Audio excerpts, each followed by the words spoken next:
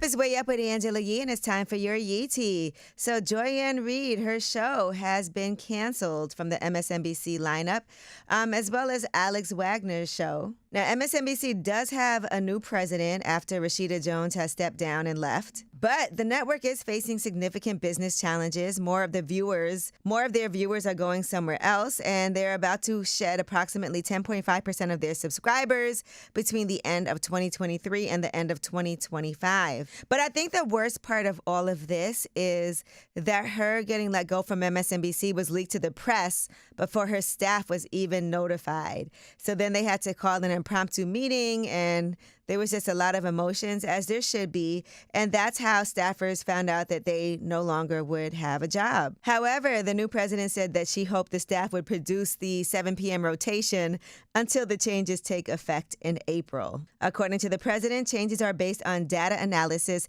and programming strategy to best position MSNBC for the year ahead. I feel like Joy-Ann Reid is going to definitely land somewhere else, though, because she's so well-versed in what it is that she does.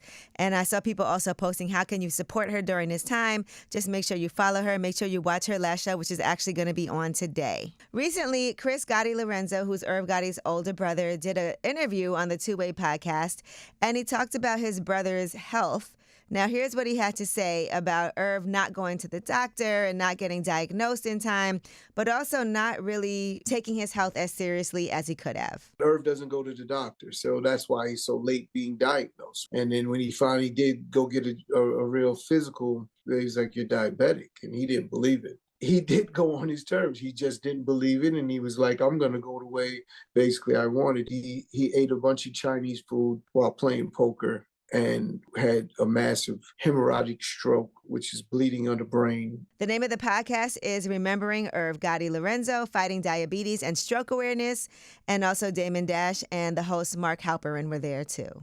You know, that's something we talk about all the time, is taking care of your health and taking care of yourself. And hopefully things like this are also a wake-up call for other people. And Diddy's legal team is attacking these search warrants that federal agents obtained to raid his homes. According to his lawyers, they asked the judge to suppress all of the evidence obtained in these searches because they say the government presented a grossly distorted picture of the facts. Diddy's team is saying the feds had evidence that would prove at least one alleged victim willingly participated in the freak-offs, and that the statements the federal government compiled were intentionally misleading, and that their attempts worked and they were able to secure warrants before leaking damaging information.